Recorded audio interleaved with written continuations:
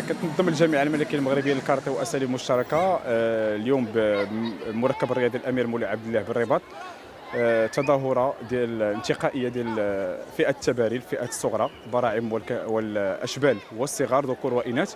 وكيف ما كتعرفوا ان العدد الحمد لله جد مهم، بما فيه اللي وصلنا ليه اليوم استقبلنا 500 مشارك ومشاركه، فوق 6 ديال الابسطه كبيره بعدد مهم ديال الحكام. وكيف ما كتشوفوا ان الفئات الصغرى اللي كيميزهم هو الحضور ديال الاباء والاولياء ديالهم.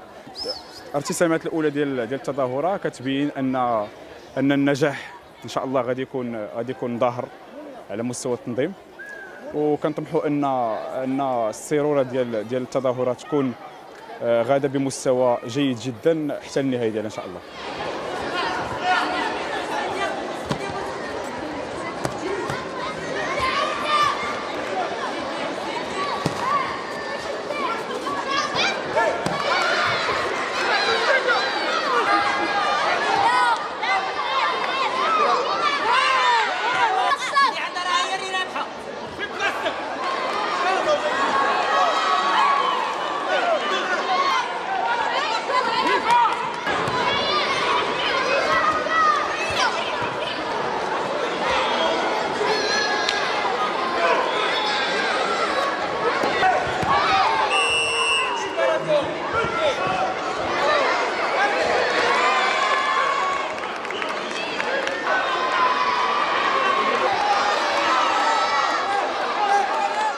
تنعيش اليوم أطوار انتقاء فرق الوطنية للفئات الصغرى بما فيها الكتاكيت، البراعم، الأشبال والصغار.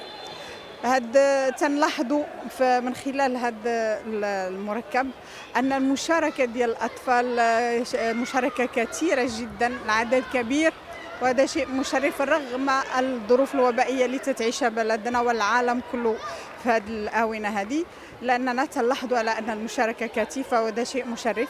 غادي يمكننا أننا نكونوا أبطال من نعومة الأطفال ديالهم ونحققوا نتائج ممتازة في المستقبل.